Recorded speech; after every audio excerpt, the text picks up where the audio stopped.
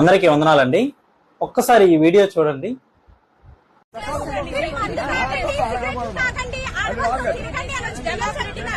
Democratic కదమ్మా, హిందూ దేశం 100 కోట్ల జనం ఉన్నారు. మీరు కలిపితే 20 కోట్లు కూడా లేరు. మీరు ఇది పాడు చేశారు.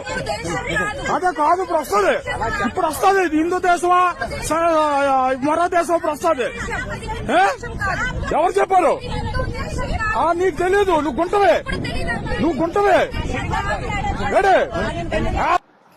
లేడీస్ మీద ఈ భారతదేశంలో నోరు పారేసుకుంటున్న మతోన్మాదులు మత పిచ్చితో ఉన్నారు. అతను ఏం మాట్లాడుతున్నాడు అంటే, హిందువుల దేశం కాదు, ఇది హిందూ దేశం, సింధు నాగరికత నుంచి వచ్చిన హిందూగా మారిన హిందూ దేశం.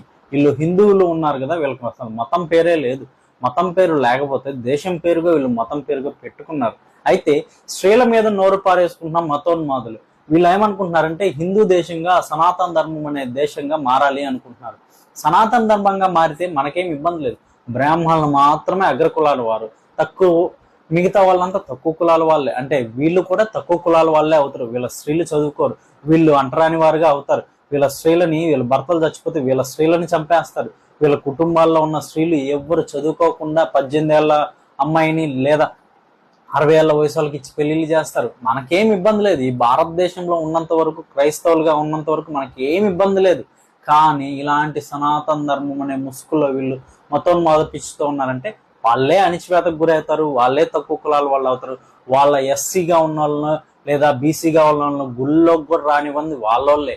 రీసెంట్గా చాలా వీడియోస్ మనం చూసాం, న్యూస్ మీడియాలో కూడా వచ్చి ఉన్నాయి. బీసీ అయినా, ఎస్సీ అయినా, ఓసీ అయినా వీళ్ళనే గుళ్ళోకి రానివ్వరు, మనల్ని అనుకుంటున్నారు. ఇంకో విషయం ఏంటంటే, ఇండియాలో క్రైస్తవులు 2 కోట్ల మందే ఉన్నారంట. 2 కోట్ల మంది ఉన్నా, 20 కోట్ల మంది ఉన్నా, 50 కోట్ల మంది ఉన్నా, క్రైస్తవుడు అక్కడుంటే చాలు ప్రపంచాన్ని మొత్తము ఏలతాడు. అదే క్రీస్తు చేసింది. క్రీస్తు అక్కడే ప్రపంచానికి దిక్కయ్యాడు. ఈరోజు ఆయనే దేవుడయ్యాడు. గుర్తించుకొని మూర్ఖుల్లా బిహేవ్ చేయొద్దు. Thank you.